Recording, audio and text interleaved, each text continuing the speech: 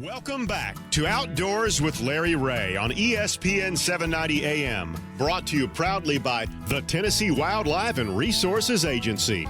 From Outdoors with Larry Ray, this is the best of 2020. Hey, good Saturday morning. Welcome back to Outdoors with Larry Ray as we close in on show number 500 in 2 weeks. And this being the third Saturday, Frank Barton is with me as a co-host. And Frank, I've been going back and listening to a lot of the shows over the years, and it's over 10 now that you've been part of this team.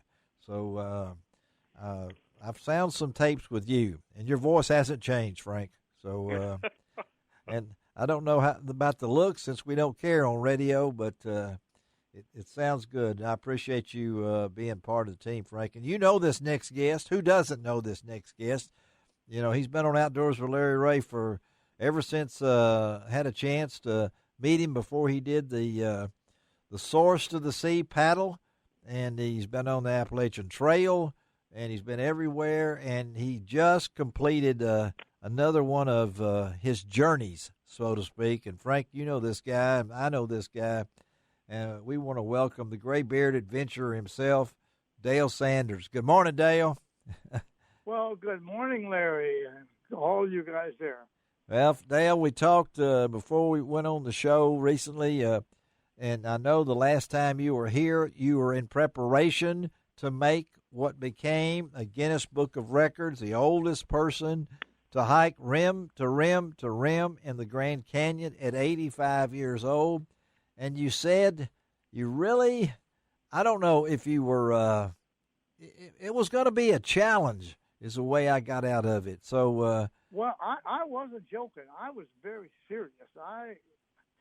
Some things like paddling Mississippi River, I knew that I could do it if something didn't happen. I have control over it. Right. This time, I wasn't sure that I physically could do it, even if I had control over all the other factors. It's a very challenging. You know, in the half when you have to go up from Cottonwood and you got to go up to a mile high, gain a mile in altitude and go up to the North Rim and then come back down to sleep at Cottonwood where you started early that morning. That's what I was really afraid that I would not be able to do, was that section. As it turned out, I think that last mile going up was really tough. Yeah, so it got really sandy because, you know, they bring the mules down those trails. And, yes, they do. Yeah. It hadn't rained much out there, and so the dirt was just like walking on wet sand dry sand on the beach, and everybody's done that. So that was really, really hard. So that was the only thing that was really, really super challenging to me was that last mile. That last mile, and so you did. So how long was the hike then total? It was how many miles? Yeah, it was right at 48 miles, but it wasn't really the last mile. It was the last mile of the first 24 miles. It was, okay. Because, see, I had to turn around at the North Rim and go back to where I started on the South Rim. That's what makes it a rim to rim to rim. See, there's 3 rims involved. And you ended up in how many days? I ended up doing it in 6 days. In 6 days. We camped in the canyon. I had a crew of 5 people with me, and we camped in the canyon for 5 nights at various locations. And this was all the dates were. When was this now for our listeners that wondered? October the what? The 10th or what was it? Well, I hiked out of the Bright Angel Trailhead at the South Rim just behind the lodge at 8:10 on the morning of the 5th of October 2020. And then walked out at that same location at 8:41 on the 10th. Oh, it's amazing. Frank, you've listened to Dale's journeys. How do you describe this man? Wait, hold on now, Dale. Because hold on, Dale. Now I want to hear Frank Barton try to describe Dale Sanders. I have described Dale to some friends of mine in the past, and I said, guys, I can tell you in a nutshell, he will make you feel inadequate.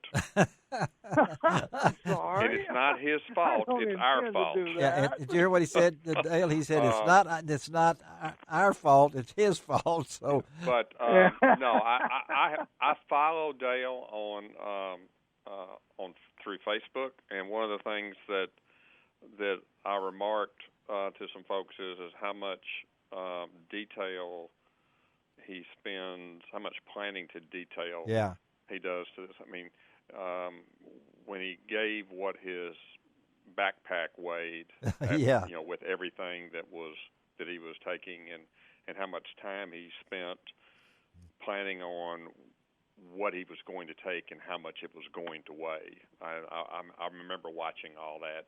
And you got to realize he turned 85 in June, Dale, and I know that when you had the Guinness Book of Records people there to recognize it, and you have since found out that you are the oldest. Somebody might have done it that you didn't really know when they weren't doing the Guinness, but you have since found out that you are indeed the oldest person to ever do this.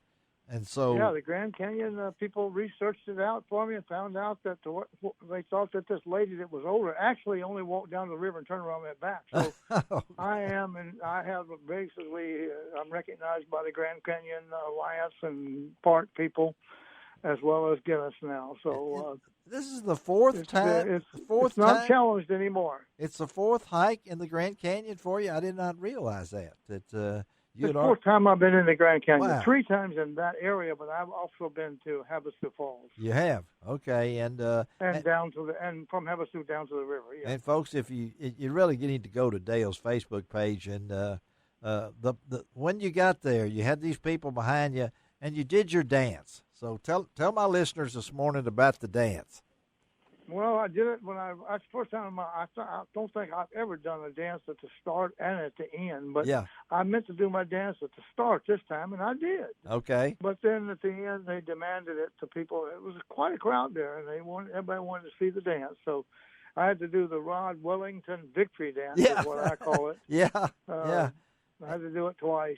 It's stupid. It makes everybody laugh at me, and that's okay. That's part of the game, you know. Well, it shows, and you did it you still had all your gear on. I thought you might have taken it off and got a little more. No, I had the backpack. You had the backpack on too, when man. I saw the video, I saw, man, that backpack's flying back and forth. Yeah, it was, but so you've done this, and you've heard Frank talk about it and everything.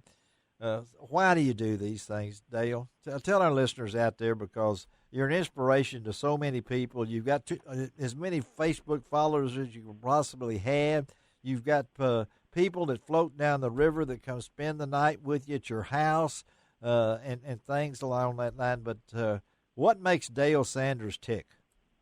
Well, certainly one thing is it's something nice to be active in retirement life. I'm never bored. But the real reason that I think I do so much competitive stuff my whole life, that goes way back to being time in the Navy, bullied in junior high and high school. Oh, okay. Yeah, at Split Lick, or what's the name of that town you're from? Lickety Split or what?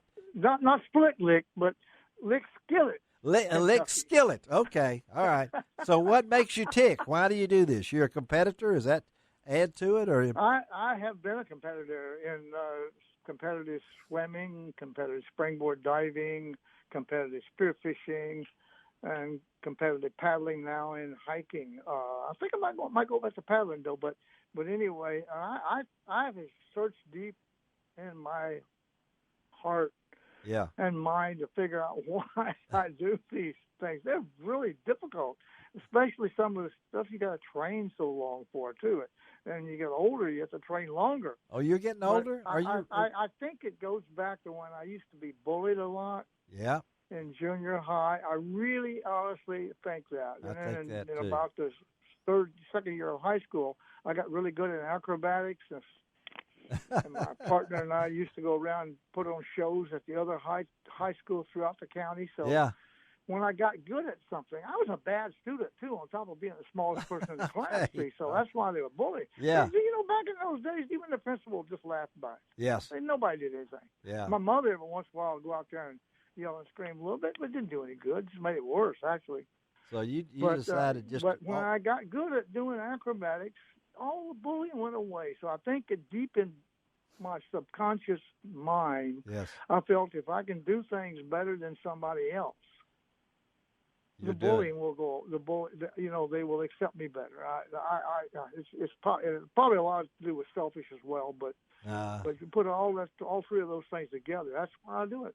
Well, we're talking, and also, I do them for a reason. When I paddled Mississippi River, it was for juvenile diabetes. I know it. I wanted to raise money for my grandniece is type 1, and I wanted to raise money to fight that, to try to find a cure. Well, you've done so much, Dale, and we're talking again. I wish we had more time. Dale Sanders of Bartlett, the Graybeard Adventurer. Just Google Dale Sanders and find his Facebook page, all the information. I kept up with him while he was on this journey because I was really, I wasn't concerned because I know this man long enough over the years to know that he'll push himself as best he can, but it's hard to realize sometimes that he's 85 years old. And Dale, really? I don't think I'm that old, am I? How old do you think you are, Dale? How old do you act like? About 60. There you go. Dale, you're an inspiration to so many people, and I sure wish you could be in the studio with us today. It would add so much to see that all that hair on your face and everything else. No, it just doesn't. Well, the graybeard hair. That's what you are, and but folks, really, Dale Sanders is an inspiration to a lot of us. I know, Frank, you feel the same as I do, that, as you say, he makes us feel inadequate for what we can do. But, Dale, take some time off. I don't want to know what you're doing next, but you'll be doing something. I don't know. You may do the Great River Crossing 15 times. I don't know. Something along that line, but technically I'm supposed to be up doing, because I couldn't get into Canada. That's the reason I did the Grand Canyon. I know it. I'm technically supposed to be up doing the rest of the Eastern Continental Trail up in Canada, but there's something coming up, and I just may postpone that another year and do another year. You'll only be 86 next year. I mean, what's a year? I don't know. Come on now. So, Dale, thank you, buddy. I wish you could be here with us, but that's our own Dale Sanders, the Graybeard Adventurer. Congratulations, Dale, and we'll stay in touch, okay, buddy? Thanks, all you guys. Appreciate all right, it. Thanks. All right, let's take a break. Be right back on Outdoors with Larry Ray.